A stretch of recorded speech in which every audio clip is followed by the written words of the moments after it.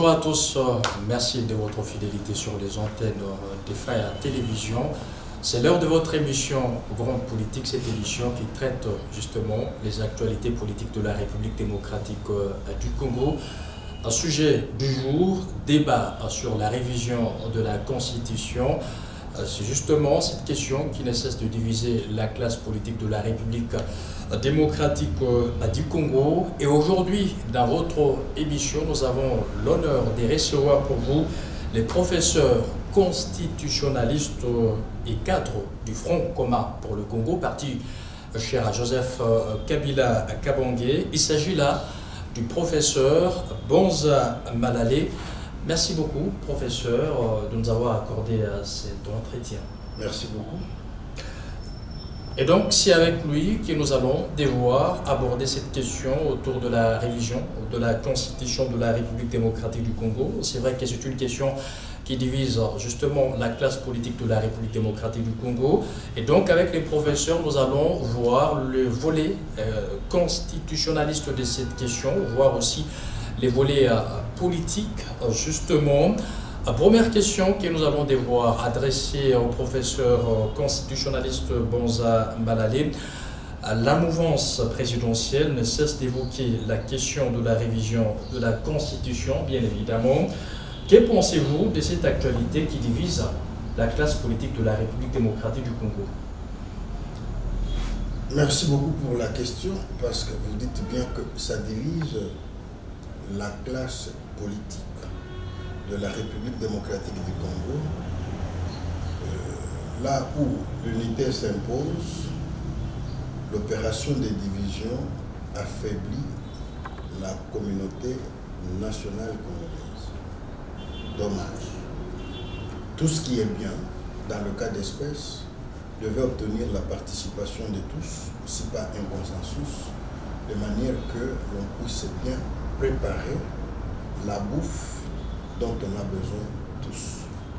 C'est pourquoi nous disons d'abord que est-ce qu'ils sont convaincus, ceux qui soutiennent la thèse de la révision ou de la modification de la Constitution, parce qu'ils sont même ambigus. À un moment, ils parlent de la révision constitutionnelle, auquel cas, c'est prendre cette Constitution, revoir quelques-unes de ses dispositions pour des raisons du bon fonctionnement de l'État. Mais quand il s'agit de la modification, il s'agit de la refonte. Il s'agit en quelque sorte de prendre cette Constitution, la déchirer et la remplacer par une autre. Auquel cas, nous entrons dans une zone de troubles difficiles à expliquer en gros, dont l'incidence sur le plan politique, économique, social, même culturel, ne serait pas de nature à créer la cohésion. Parce que c'est sur base de cette Constitution que le chef de l'État a prêté son serment. C'est sur base de cette Constitution que l'ordre institutionnel, toutes les institutions de la République sont mises en place. Alors, si il faut alors l'élaguer, c'est qu'on fait un coup d'État constitutionnel qui consiste à ce que l'on reparte du point zéro. Ce sera une confusion qui va encore soulever beaucoup de questions chez les spécialistes de droit constitutionnel notamment, en face des spécialistes de la danse politique, notamment dans notre pays. Et moi, je me ravise que nous sommes au mois de novembre.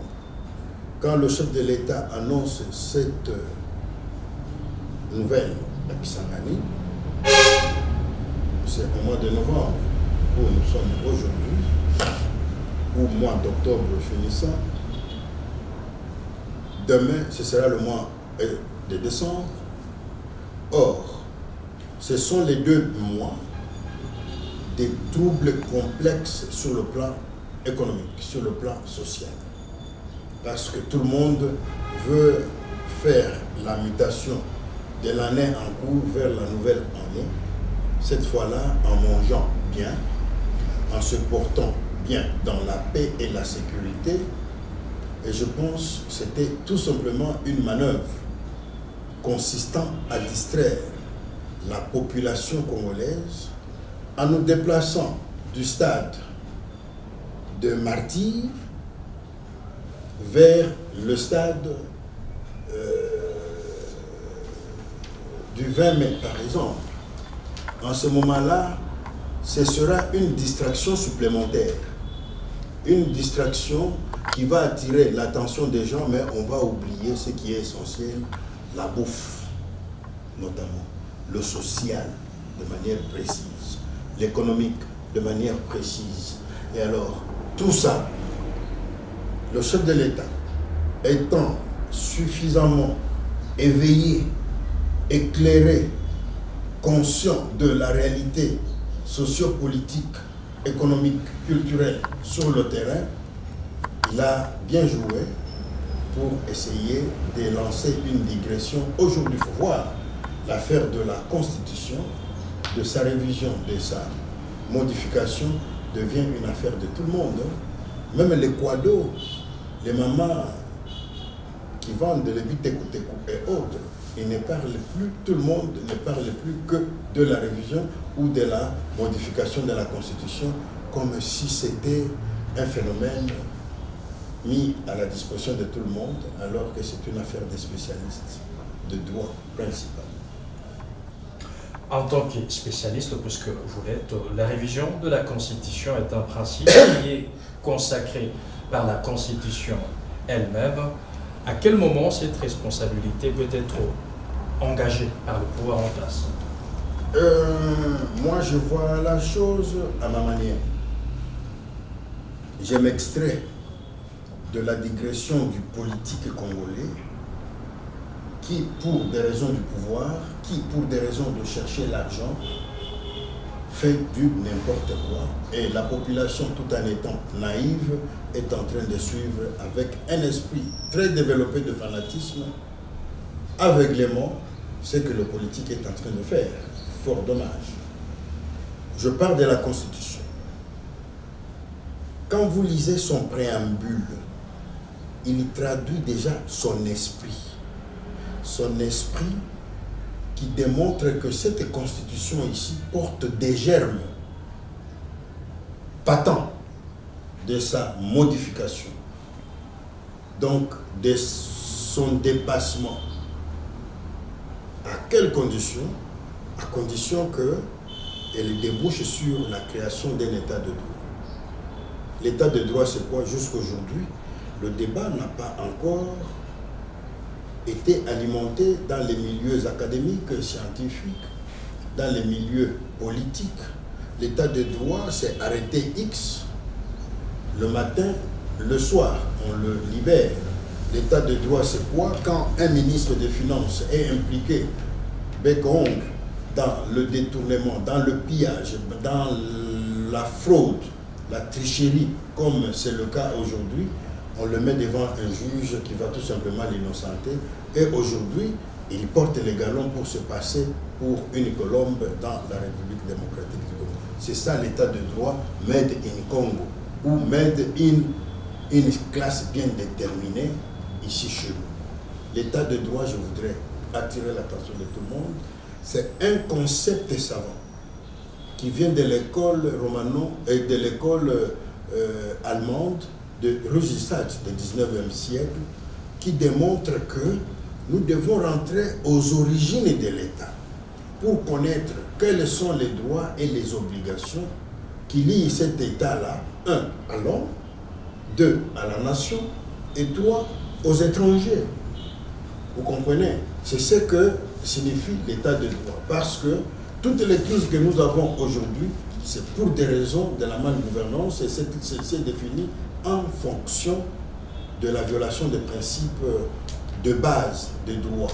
Les partenaires fondamentaux se retrouvent ne pas être servis, notamment le citoyen congolais aujourd'hui est en train d'applaudir les autorités du pays vivre décemment, tandis que lui est en train de vivre comme un piètre monsieur appelé à les accompagner.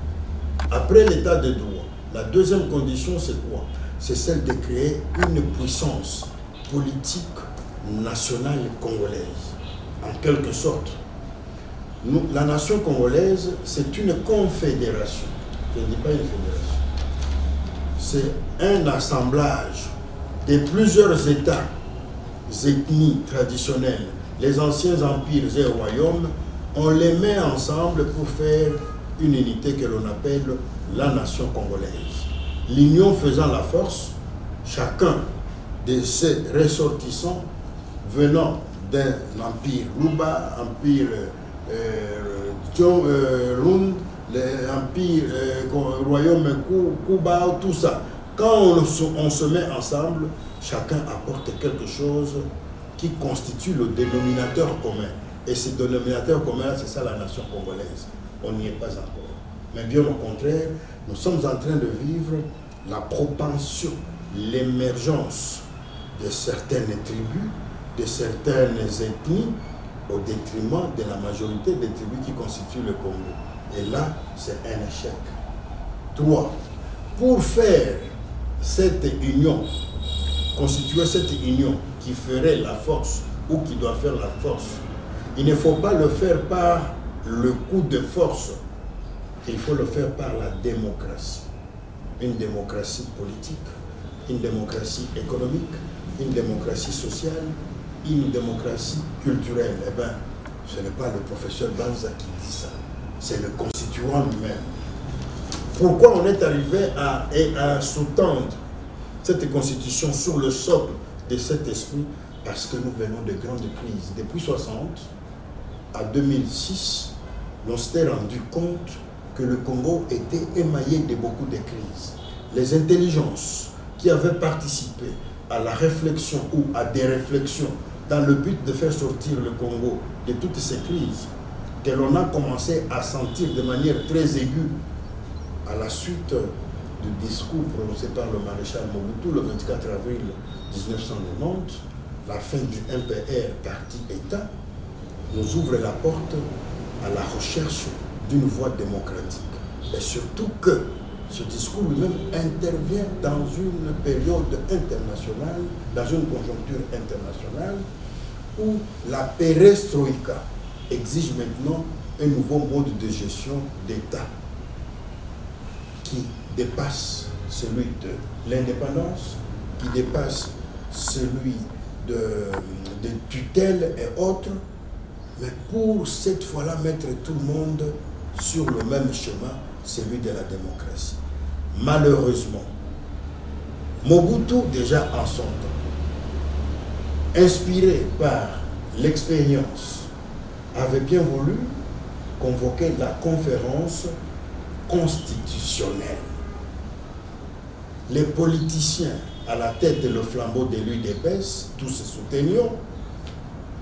Pas question, c'était une manœuvre dilatoire par laquelle Mobutu voulait se pérenniser au pouvoir.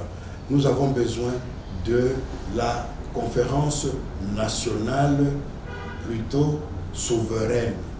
C'est ce qui aura été fait. Depuis, on est en train de patauger.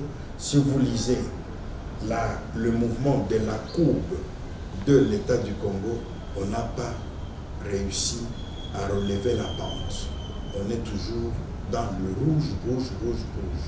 Donc on a besoin plutôt d'une démocratie. Et celle-ci, par rapport à ce que nous sommes en train de vivre aujourd'hui, nous pensons que c'est une calamité. À la lumière des élections qui viennent de s'organiser, ne voyons simplement l'aspect d'abord politique. La manière dont les élections ont été organisées, ça a plus divisé la nation congolaise au lieu de la consolider dans l'unité. On a vu des gens qui transportaient des machines à voter, des bureaux sur leur tête, de cartes, des bulletins de vote dans leur maison. Une saleté que l'on ne peut pas imaginer dans un État qui se veut être démocratique. Certes, nous sommes au début, mais c'est une mauvaise école sur le plan de la démocratie si nous devons nous y mettre. C'est pourquoi vous entendez d'ailleurs ça et là il y a beaucoup d'émeutes, beaucoup de contestations, beaucoup de rébellions qui sont en train de se dessiner contre le régime en place. Voilà un peu ce que je peux donner là-dessus, c'est parce que la démocratie qui devait rassembler a plutôt participé à une division de la masse congolaise.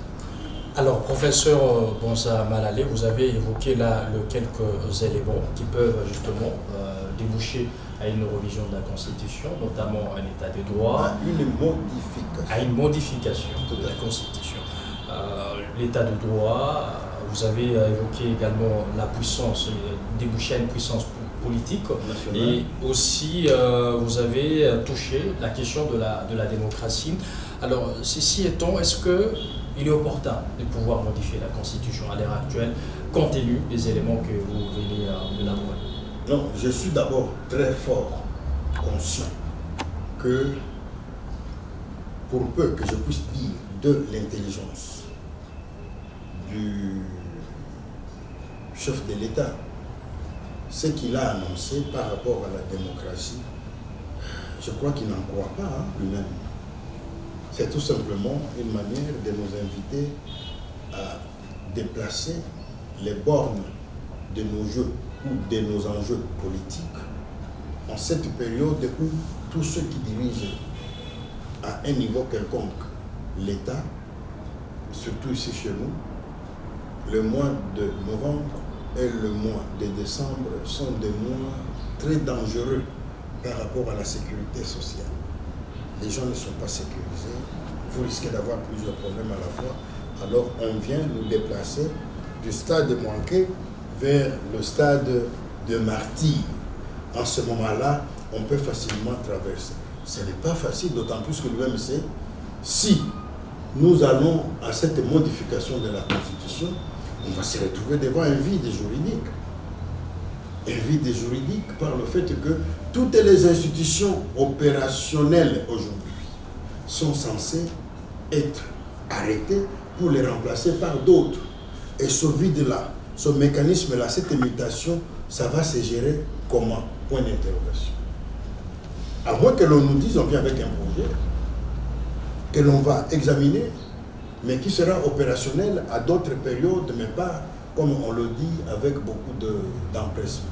Donc ce n'est pas opportun de pouvoir modifier. En tout cas, pour moi, pour peu que je puisse dire, ce n'est pas opportun. Ce n'est même pas nécessaire. D'ailleurs, quand on parle de la modification, par rapport à la définition que je venais de définir, quand nous parlons de l'état de droit, il faut concilier, il faut réconcilier, en quelque sorte, la nation congolaise, qui est une composante effective dans la constitution de l'état du Congo, et les puissances privées de ce monde, qui sont aussi une composante dans la constitution de l'état du Congo, une relation qui avait été interrompue, un partenariat qui avait été interrompu à l'orée de la déclaration de l'indépendance politique nationale de 1960. Déjà le Katanga, qui était une grande puissance économique, ici chez nous au Congo, dans toute la région, en Afrique et dans le monde, le Katanga s'est arrêté, pour ceux qui ne le savent pas, le 17 juin 1960, à la suite d'une loi votée et signée par le roi des Belges, qui définissait l'option de la nationalité congolaise pour les sociétés qui avaient été établies ici chez nous. Et ces sociétés avaient refusé de se mettre sous la loi de la barbarie, parce qu'en ce moment-là, les Congolais faisaient du n'importe quoi. Au lieu que ce soit la nationalité belge, nous, les Congolais, on disait que ces sociétés soient naturalisées congolaises. Et les Belges, la Belgique, elle aussi dit, moi j'assume une très lourde responsabilité pour la bonne gestion de ces sociétés-là. Il faut qu'on les place sous la garantie de la nationalité belge. Cette discordance a fait que l'on ne s'est pas entendu et le Katanga s'est arrêté. Et depuis, le Katanga a commencé à être écroulé brique sur brique jusqu'aujourd'hui, où on a vu le Katanga une grande puissance. Sur le plan même politique, des petits garçons comme Moïse Tchombe, ils quittent Lubumbashi, il se retrouve à Kinshasa, Premier ministre. Les Évariste Kimba, Premier ministre. Les jeunes gens comme les Ngouskar Libonde, dans la diplomatie. Et les jeunes gens comme Nundabou, Premier ministre. Les bébés comme Banza Mokala Insou, on lui donne la gestion d'une grande machine politique et d'État, que l'on appelait un père parti État. Ce n'était pas fait pour leur beauté physique, c'est parce qu'ils venaient du Katanga, un Katanga qui était encore une puissance économique, une puissance géostratégique et géopolitique, non simplement dans la République démocratique du Congo, en Afrique tout entière et dans le monde. Mais aujourd'hui, il faut voir comment est-ce qu'on a jeté des salives sur le jeune homme Samalou Kondé, comment est-ce qu'on l'a traité pour être, ne serait-ce que président du Sénat. Combien ça fait couler les salives? Le Katanga n'est plus à la hauteur de sa puissance, cette puissance géostratégique et géopolitique. On ne peut pas discuter en termes de compétition avec le Katanga qui, par rapport à la production ou à la participation, ne serait-ce qu'au budget de ce pays, mais le Katanga participe avec plus de 60%. Et puis vous allez commencer à discuter avec le Katanga là où il faut positionner le représentant du Katanga. Je trouve que c'est parce que le Katanga, on l'a considéré comme ayant perdu toute la puissance géostratégique et géopolitique qu'il incarne naturellement. Donc vous comprenez. Et alors, si on doit parler de cette puissance, elle est venue parce que les potentialités naturelles du Katanga, je parle du sol, du sous-sol, je parle en même temps du transport, je parle de l'agriculture, je parle de la pêche, je parle de l'élevage, ça alimentait suffisamment tout le Katanga, tout le Congo, au point que on devait respecter le fourvoyeur, le pourvoyeur, le donneur à manger, à boire et à se vêtir. D'ailleurs, autrefois, il y a quelqu'un, c'est Moustique, qui est l'agent de protocole de l'université, qui aime chaque fois chanter Buzuli Bwakatanga Buko Wapi, Kuvala, Kunywa, Ekula, Kuvala, Nakunywa. Donc, la beauté du Katanga se trouve dans la jouissance de ces potentialités qui donnent un luxe au Katangais de paraître beau, de paraître mieux que tous les autres qui ne sont pas Katangais. Quand je parle des Katangais, ce ne sont pas les originaires du Katanga. C'est tous ceux qui viennent dans le Katanga et qui vivent dans le Katanga, qui qu'ils soient, chacun se retrouve devant un employeur qui lui donne la vie mieux agréable que celle qui vient d'ailleurs. Alors, professeur, évoquons justement cette histoire que vous venez à nous raconter, et c'est basant aussi sur les discours du chef de l'État qu'il a eu à prononcer à Kisangani. Le chef de l'État y a confirmé la thèse selon laquelle la Constitution de la République démocratique du Congo a été rédigée par les étrangers en tant que constitutionnaliste. Quel argument vous pouvez avancer par rapport à cela? J'entends que cette question a soulevé beaucoup de salive. Il y a beaucoup d'interventions, principalement celle du professeur Mampouya, du professeur Bob Kabamba, du professeur, actuellement professeur, parce qu'en son temps, il n'était que chef de travaux. Je parle bien de mon ami, le conseiller spécial aujourd'hui, Essambo, le professeur Bouchard. Ils ont déjà parlé, évidé cette question. Et je voudrais vous informer, moi-même qui vous parle, j'ai vu, parce que j'étais dans le cabinet de Joseph Kabila, en ce moment-là, il y avait beaucoup d'officines qui opéraient. Ceux qui ont rédigé la dernière lettre ne vient pas d'eux. La dernière lettre, elle a été chicotée par plusieurs officines à gauche à droite. Nous, au cabinet, la dernière lettre de la Constitution. Sur chaque article, on devait l'examiner à gauche à droite en tenant compte de toutes les batteries intellectuelles, politiques, économiques, sociales et culturelles dans notre pays qui étaient en train de fonctionner. Qu'il n'y ait pas des gens qui doivent dire parce qu'eux étaient apparents que c'est eux qui avaient fait la dernière lettre. Il n'en est rien du tout. Et par ailleurs, cette constitution, c'est l'œuvre du souverain primaire. en référendum qu'il adopte. Quand on vient, on se présente, on se parle, le contexte, c'est une manière aussi de se moquer de cette population qui est allée au référendum. Et ça, c'est une parenthèse. Parce que cette question n'est plus d'actualité, il est déjà vidé. On comprend qu'il y a les gens qui veulent se donner les identités inutiles. Mais qui a créé le Congo? Là, on a constitué le Congo. Qui est ce Congolais qui était présent? Le Congolais commence à apparaître en 1960. Et quel est l'intellectuel que nous connaissons?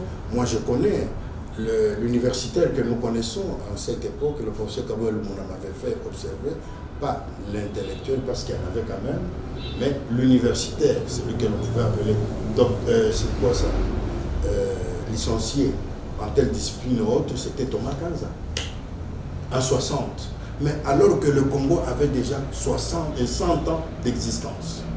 Donc vous comprenez, 100 ans d'existence. Dominé par la Belgique. Non, c'est à boire et à manger. Il y a beaucoup de choses. Il y a beaucoup de choses à dire là-dessus. La Belgique avait une portion de pouvoir pour exercer les droits de souveraineté politique du Congolais. Il y avait les chefs coutumiers qui avaient leur pouvoir pour exercer leur pouvoir, leurs droits de souveraineté traditionnelle. Il y avait aussi les puissances privées. Par exemple, dans le Katanga, on a connu le comité spécial du Katanga. C'était tout un pouvoir qui constituait le contrepoids à l'autorité politique. D'ailleurs, c'est le comité spécial du Katanga qui donnait l'essence même au Katanga sur le plan économique. Parce que c'est le comité spécial du Katanga qui supportait même les dépenses à caractère sécuritaire. Tout ce que nous avons comme les vestiges érigés dans le Katanga aujourd'hui, dans les grandes villes, mais c'était le fait, pas de la Belgique, mais bien du comité spécial du Katanga. Lequel comité spécial du Katanga était composé de 4 membres, des Belges, dont le président, et 2 représentants des sociétés multinationales qui avaient investi leurs capitaux dans les différentes structures. 1. Les mines. 2. Les chemins de fer. Les bateaux. Les routes. 3. L'agriculture, pêche et élevage. Si vous voyez, même dans l'agriculture, c'est dans le Katanga qu'il y a des cheptels de toute autre nature, enfin qui n'existent nulle part dans la République démocratique du Congo. Donc, pour vous dire ici que les gens se trompent de quoi que c'était la Belgique. La Belgique avait un pouvoir très limité depuis le 2 juillet 1890. On lui a dit, Belgique, toi tu remplaces Léopold II. Désormais, tu ne diriges plus tous les droits de souveraineté de l'État du Congo. Il y a la souveraineté politique, c'est toi, là où il y a l'exécutif, le législatif et le judiciaire. Il y a la souveraineté traditionnelle, là où il y a les chefs coutumiers, parce qu'ils étaient même, ils participaient à l'administration du Congo. Il y avait aussi le comité spécial des entreprises qui venaient investir les capitaux ici, qui était géré par le comité spécial du Katanga. Et cette collaboration-là, le chef coutumier donnait l'état des lieux, des besoins de sa société, de sa communauté, et on récupérait ça en province sur le plan de l'exécutif, du législatif et du judiciaire, cette fois-là par la Belgique, et on présentait le programme d'action, si pas le cahier de charges, au comité spécial du Katanga. Donc vous allez vous rendre compte ici qu'il faut corriger. Beaucoup de gens veulent partir de 1960 pour parler du Congo, alors qu'en 60, nous avons déjà 100 ans d'existence. Et tout ce que l'on a acquis, que l'on a détruit, n'a pas été construit par la Belgique. À vous entendre parler, la Constitution n'a pas été rédigée par les étrangers. Non, cette rédaction, d'ailleurs je m'excuse, merci beaucoup parce que vous m'avez rappelé, c'est pour vous dire que non, être rédigé par les étrangers, c'est quoi? Toi ici, l'avion que tu prends, tu as participé avec moi. Le Congo, c'est un État savant. Le Congo, c'est un État scientifique et génial qui se met ensemble dans des grandes conférences de réflexion. Ce sont les génies, ce sont les savants, ce sont les scientifiques d'Europe et des États-Unis. Ils se réunissent pour la première fois dans la conférence géographique de Bruxelles, du 12 au 14 septembre 1876.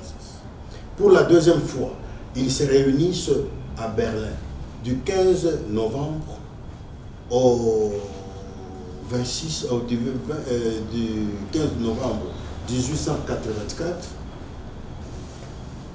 au 26 février 1885. 103 jours. Mais comment administrer le Congo? Comment le gérer? Les mêmes savants se réunissent.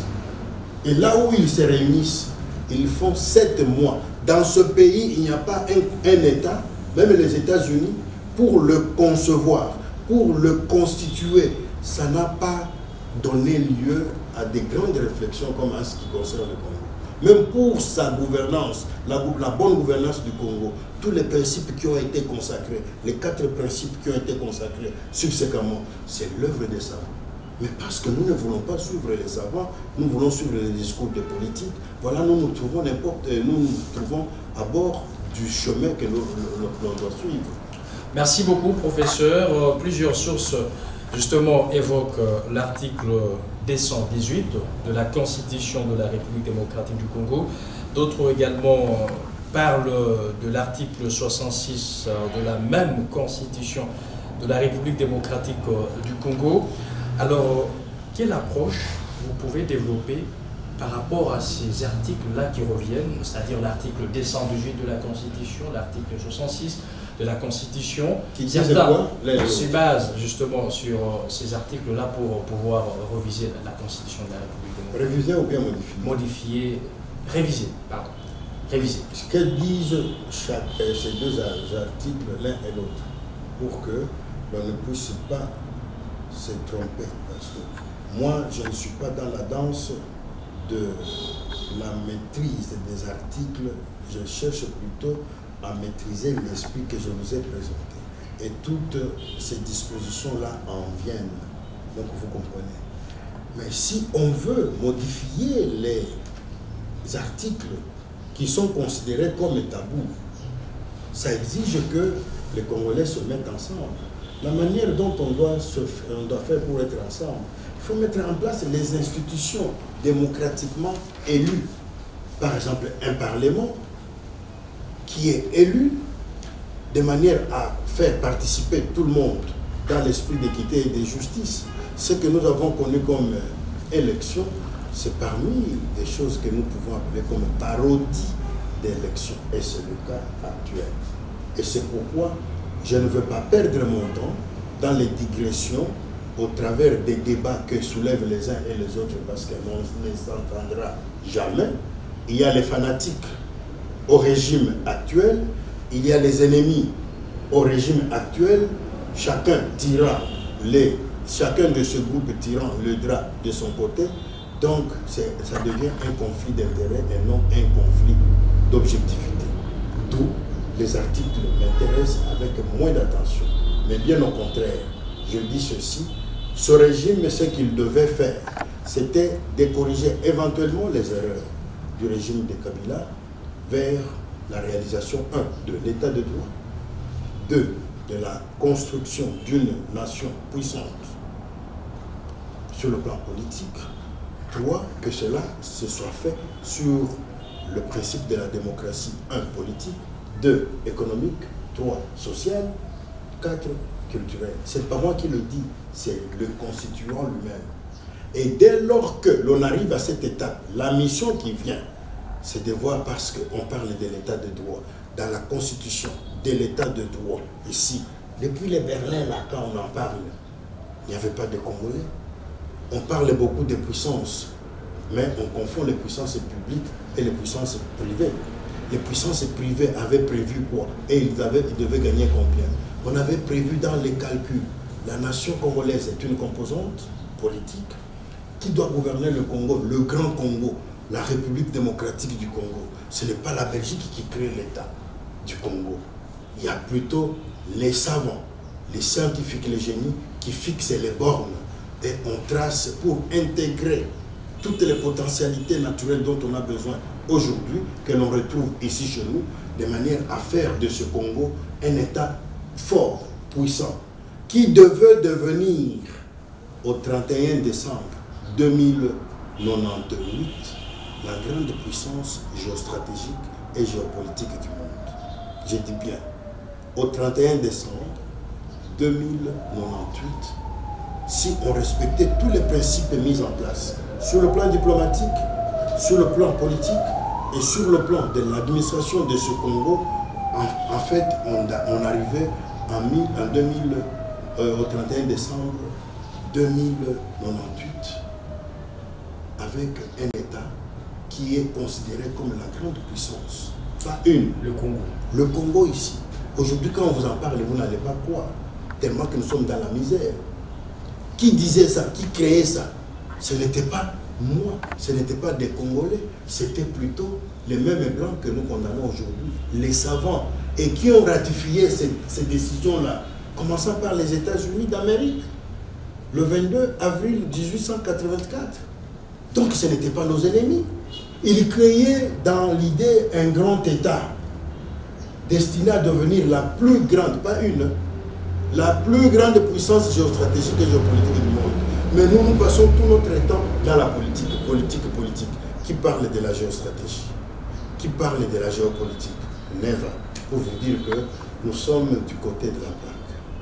Alors, professeur, justement, Bonza Malalé, pour revenir justement à cette question-là, deux articles que je venais à peine d'évoquer, ces articles-là évoquent notamment la lourdeur dans la mise en place des institutions de la République démocratique du Congo. Donc, comment vous trouvez? C'est-à-dire qu'aujourd'hui, la République démocratique du Congo a du mal à mettre en place ces institutions, c'est-à-dire que ces institutions-là prennent du temps pour leur mise en place. Oui, quand on veut noyer son chien, on l'accuse de rage. Aujourd'hui, qui dirige? C'est l'Union sacrée, non? L'Union sacrée, c'est une famille politique où ne se trouvent que des frères et des sœurs. Ils ne s'entendent pas pourquoi. C'est pour des raisons de leur conflit d'intérêts, des intérêts personnels. Croyez-vous que c'est pour des raisons d'intérêt de la nation congolaise? Il n'en est rien du tout. Cette lourdeur-là vient d'où et de qui et de comment? Non, ne me permettez pas d'émettre une critique de nature politique, si pas politicienne, ce qui n'est pas bon. Mais l'union sacrée, elle est l'union faisant la force, entendez-vous, qui doit passer devant et qui doit passer en deuxième position et qui doit se reposer. C'est ce souci-là qui n'existe pas. C'est des gens qui cherchent comment répondre à leurs besoins de la bouche et du ventre, surtout du corps et du décor. Pendant qu'ils passent, nous applaudissons et le petit citoyen est en train de couper dans la misère. Voilà. Ce ne sont pas les gens qui viennent dans une mission sacerdotale, dans une mission pour servir. C'est pour se servir d'abord. Et c'est déplorable. Ça, ce sont des manœuvres d'explication. C'est pourquoi j'ai évité de faire le commentaire de ces discours, de ces articles-là. Alors, professeur, nous allons évoquer, si vous me permettez, l'aspect beaucoup plus politique de cette question de la révision de la Constitution. Toujours. En tant que cadre du Front commun pour le Congo, parti cher à Joseph Kabila, bien évidemment, quelle serait la réaction de l'opposition s'il y a une démarche effective de la révision de la Constitution? Et pourquoi l'opposition y voit toujours un agenda caché? Non, moi je pense qu'il y a opposition et opposition. L'Union sacrée s'est arrangée pour créer une opposition en son sein. Ce sont des gens qui sont en train de siéger dans les institutions. Sont-ils réellement opposants ou ce sont des chevaux de Troie? Est-ce qu'il s'agit tout simplement de caméléons? Point d'interrogation. Nous ne sommes pas des opposants. Nous sommes des résistants. Nous résistons à un ordre institutionnel mis en place contre la vérité. Les gens méprisent notre position, ils ne comprennent pas. Partout il y a la fraude, partout il y a la tricherie, partout il y a le vol. Rassurez-vous, vous construisez sur le sable. La terre ici, ce n'est pas le monde. Le monde est détruit parce qu'il y a eu un mensonge quelque part. Adam et Ève se sont retrouvés dans une situation que d'aucuns connaissent. C'est à cause du mensonge, c'est à cause de la triche, c'est à cause du vol. Donc, là où vous trouvez, on construit un État, un édifice public sur base d'un mensonge. Rassurez-vous que vous êtes en train de perdre le temps inutile. On nous a promis beaucoup de choses. Moi, je croyais qu'un jour, j'allais me réveiller, je me retrouvais en Allemagne. Mais quand je me retrouve, je me réveille dans mon lit, je vois ma hutte. Elle le souhaite comme tous les jours. Mais pour aller à la faculté, pour enseigner, mes babouches ont déjà perdu des formes. Les jeunes gens, quand vous entrez dans un auditoire, c'est alors que vous vous rendez compte que l'Allemagne du Congo, c'est vraiment l'inverse de l'Allemagne de l'Allemagne. Donc vous comprenez. Alors, professeur, en 2005, l'UDPS, parti au pouvoir actuellement, avait boycotté la révision de la Constitution que vous avez pu organiser, justement. Est-ce que c'est le même scénario que vous comptez reproduire? Non, sinon ce serait des règlements de compte. En ce moment-là, c'est un jeu de bas étage. Donc vous comprenez. La même Constitution révisée, l'UDPS venait d'avoir le pouvoir pendant toute une mandature de 5 ans. N'a pas contesté ce qui avait été fait. Donc vous comprenez, l'UDPS avait tout le temps de revenir sur les premières dispositions modifiées ou plutôt révisées. On ne révise pas pour le plaisir de réviser, on révise pour améliorer. C'est pourquoi j'ai fait la nuance entre la modification et la révision. Si on doit bien réviser, qu'on le fasse dans l'esprit de permettre que l'État fonctionne de manière fluide. Donc vous comprenez qu'il n'y a pas d'obstacle. Mais il faut le démontrer. Ces obstacles-là sont où aujourd'hui? D'abord, les institutions telles qu'on les a mises en place. Est-ce que c'est correct? Non. Nous disons, on ne peut pas contester l'ordre institutionnel aujourd'hui parce que même les cours et tribunaux ont déjà accrédité leur validité, mais la manière dont l'administration de ces élections-là a été faite, c'est contesté et contestable à mains égards. Donc vous comprenez.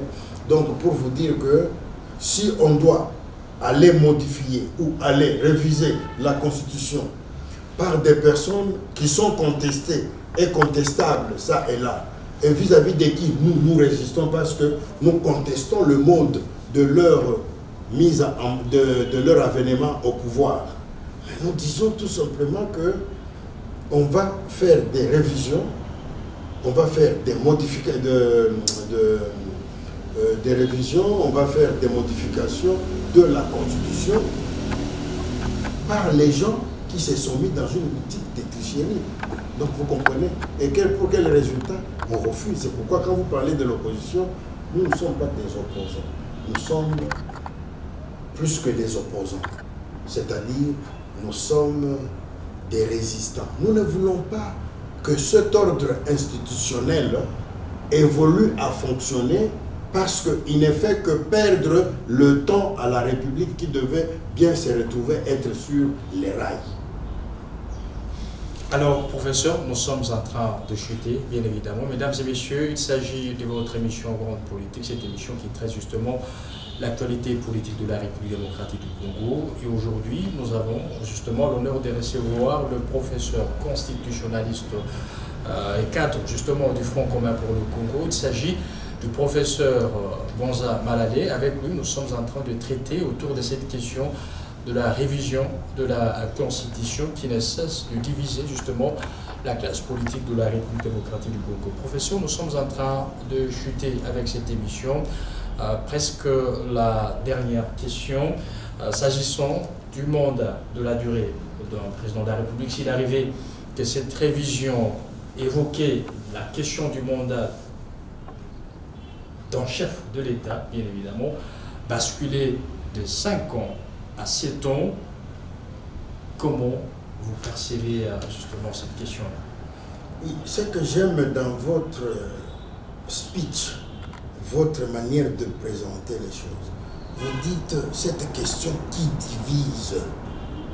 Qu'est-ce qui est de mielleux là où il y a la division? Il n'y a que la guerre. La division apporte la guerre. Qu'est-ce qui divise? C'est cette question. Donc cette question n'est pas bienvenue. Il ne faut pas la souhaiter, il ne faut pas la saluer. Ne la salue que ceux qui se retrouvent de l'autre côté où on peut détourner l'argent de la République au détriment du souverain primaire. Et là nous disons non. Et vous êtes fantastique quand vous dites si bien que cette question qui divise, Mais pourquoi cette question qui divise doit nous mettre ensemble pour applaudir et aller de l'avant? Nous disons non, cette question est sans objet. Donc vous comprenez, quand on parle de 7 ans, pourquoi pas 10? Léopold II a fait combien d'années à la tête de ce pays? 23 ans, messieurs. Il n'a jamais été contesté, ni à l'intérieur ni à l'extérieur, exception faite de ce phénomène de Morel, là où on a tout simplement constaté qu'il y avait la violation massive des droits de l'homme. 23 ans, les puissances applaudissaient. Pourquoi? Parce que chaque fois qu'ils cherchaient de se retirer des principes fondamentaux qui venaient de l'empire de l'acte général de Berlin, on le ramenait sur les rails et il évoluait comme tel pendant 23 ans. Même quand on limite ça à 5, pourquoi pas à 2, comme en Allemagne? Pourquoi pas à 10? Le nombre d'années ne compte pas. Parce que vous risquez de vous précipiter, de chasser un homme qui pouvait mieux faire pour le remplacer par quelqu'un qui vient pour détruire. Et vous allez le regretter. Fort dommage. Donc ce qu'il y a ici, c'est de créer des critères pour que l'on voit qu'est-ce qu'il faille bien faire. Mais à l'état actuel des choses, ceux qui ont limité même le nombre de 5 ans là, c'est l'actuelle mouvance présidentielle qui était dans le camp de l'opposition. Mais que l'on aille. C'est ce que l'on dit à Swahili Mukuki Kwanguru, c'est-à-dire quand vous êtes en train de tuer un cochon, la manière dont il pleure, ça vous fait rire. Mais laissez que ce soit votre tour de vous mettre à l'abattoir. Vous allez vous rendre compte que le cochon n'était pas en train de rire, il pleurait. Professeur, votre dernier mot en rapport avec cette thématique qui tourne justement autour de la révision de la Constitution. Non, enfin, moi je trouve que c'est une distraction qui n'a pas de place. C'est sans objet et c'est sûr, ça ne viendra pas. Si ça vient, ça va déboucher sur une crise difficile à gérer. Quelle est cette crise? Quel sera le sort des institutions mises en place par cette même Constitution alors qu'on coupe ces institutions-là? Ça va être très compliqué. Moi, je ne vois pas, dans ma petite connaissance des juristes constitutionnalistes, je ne vois pas quel est le mécanisme par lequel on va procéder par la mutation des mêmes institutions vers l'autre côté de la rive. Ce n'est pas facile. Hein? Ce sera une nouvelle doctrine que l'on va intégrer en nous. À l'état actuel des choses, je pense que les gens viennent nous tromper et on va discuter davantage comme on est habitué à nous tromper. Merci beaucoup, professeur Banza Malale. Je rappelle qu'il est constitutionnaliste au cadre du Front commun pour le Congo, parti cher à Joseph Kabila. Merci beaucoup. Et je salue en passant là où il est en train de réfléchir autour de sa thèse bientôt là, qui est en train de finir. Merci beaucoup, professeur. C'est un honneur que vous avez fait, justement, en acceptant notre invitation. Merci beaucoup. Vous n'avez pas combien de vous remercier après Belle Lurette, Faille à la télévision.